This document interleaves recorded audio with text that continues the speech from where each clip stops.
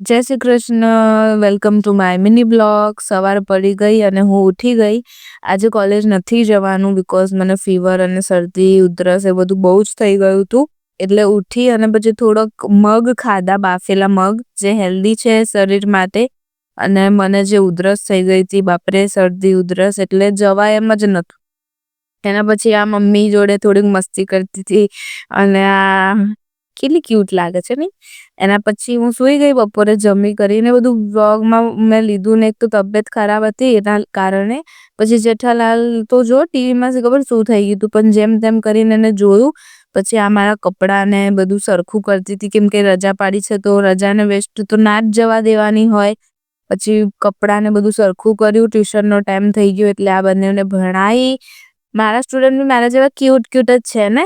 અને પછી આજે પકોડી બનાવવાની હતી તો પકોડીનું બધું રેડી કર્યું. પકોડી બનાવી શાંતિથી, મતલબ શાંતિથી જ. ઓબ્વિયસલી મને તબિયત સારી નથી એટલે એના પછી પ્લેટફોર્મ સાફ કર્યું અને પકોડી ખાધી.